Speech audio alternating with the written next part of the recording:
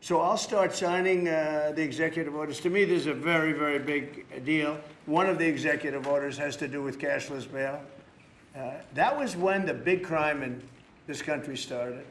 And I can tell you who did it, when, but I don't want to do that because others followed pretty quickly.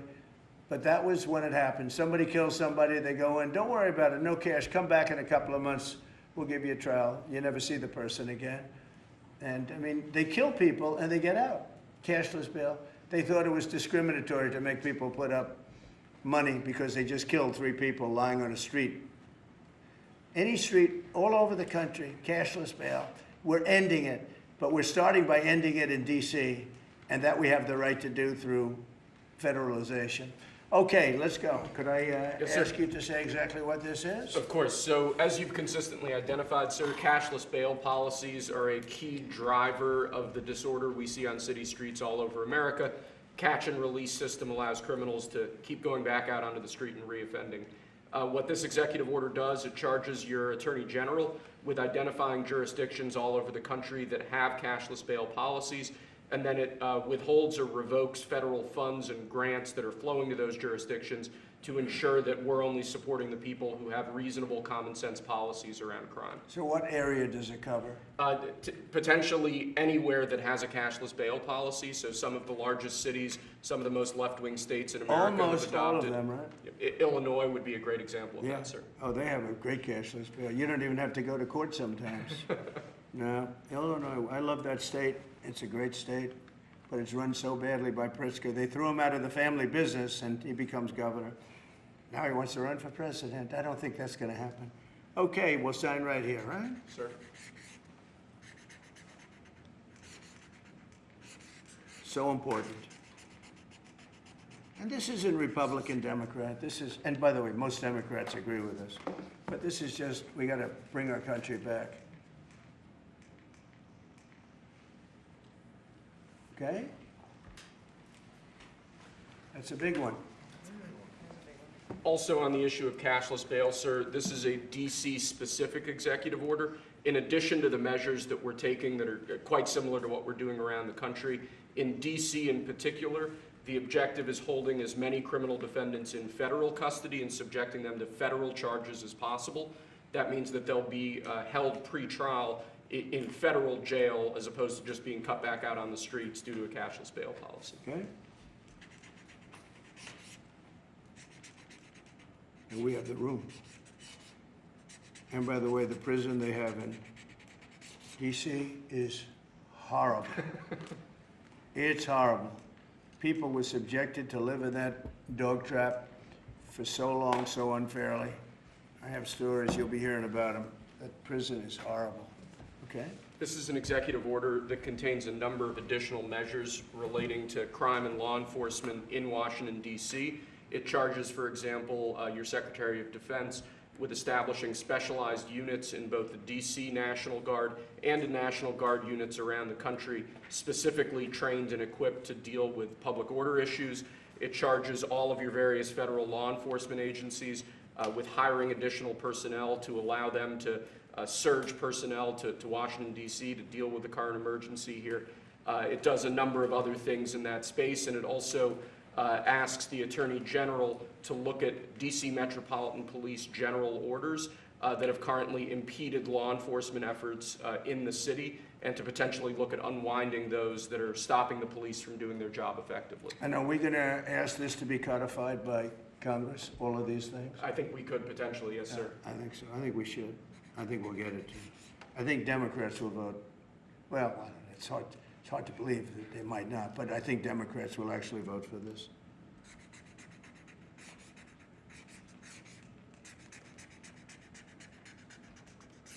There's no auto pen that can do that, right? Look at that, Pam. Is that a good signature? Seriously, is that a good signature? Who can write like that? Nobody. I don't know. That's the other thing. I assume we're looking at the whole auto pen scam.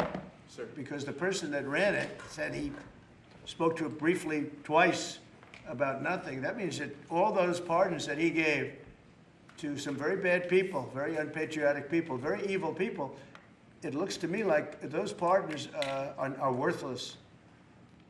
because number one, you shouldn't use an auto pen very specifically.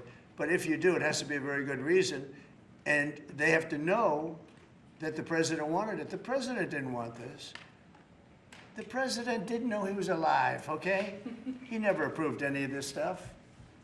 He wasn't for open borders and all the other things. He was never for open borders. I've known Biden a long time. He was never very sharp, but he was never in favor of open borders and all of the other things he did to destroy our country. Let's go.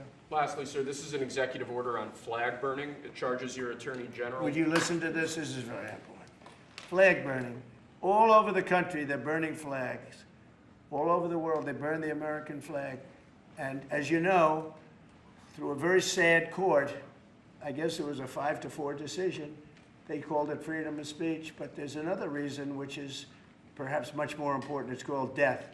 Because what happens when you burn a flag is the area goes crazy.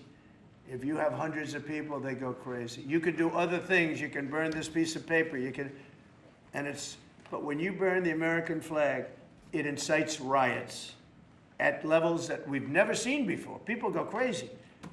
In a way, both ways. There are some that are going crazy for doing it. There are others that are angry about them doing it. Do you want to discuss that? Sure. So what the executive order does, sir, it charges your Department of Justice with investigating instances of flag burning, and then where there's evidence of criminal activity, where prosecution wouldn't fall afoul of the First Amendment, and instructs the Department of Justice to prosecute those who are engaged in these instances of flag burning. And what the penalty is going to be, if you burn a flag, you get 1 year in jail. No early exits, no nothing. You get 1 year in jail. If you burn a flag, you get, and what it does is incite to riot. I hope they use that language, by the way. Did they? Yeah, incitement is incite to riot. And you burn a flag, you get 1 year in jail. You don't get 10 years, you don't get 1 month. You get 1 year in jail, and it goes on your record. And you will see flag burning stopping immediately, just like when I signed the Statute and Monument Act. 10 years in jail if you hurt any of our beautiful monuments. Everybody left town. They were gone. Never had a problem after that. It's pretty amazing. We stopped it. But this is something that's, I don't know, in a certain way, it's equally as important. Some people would say it's more important. Because the people in this country don't want to see our American flag burned and spit on. And by people that are, in many cases, paid agitators. They're paid by the radical left to do it. You talk to these people, they don't even know, half of them don't even know what they're doing. They say, I don't know, they gave me money to do this. I see the same things that you do. They're bad people. They're trying to destroy our nation. That's not working, because I think our nation now is the most respected nation anywhere in the world, by far. You saw that with the European leaders on Friday. You saw that with NATO, where they agreed to go from 2% no pay to 5% fully paid up, trillions of dollars paid, where they respect your president to a level that they jokingly call me the president of Europe. They call me the president of Europe, which is an honor. I like Europe, and I like those people. They're good people. They're great leaders. And we've never had a case where 7 plus really 28, essentially 38 countries were represented here the other day. 38 European countries were represented. European and other countries were represented. And it was a great meeting. But your country is respected again. I say it all the time. 1 year ago, our country was dead. Everybody said it. We had a dead country. We were not going to survive. Now we have the hottest country anywhere in the world. So it's an honor to be involved. And this group has a lot to do with it, right behind me.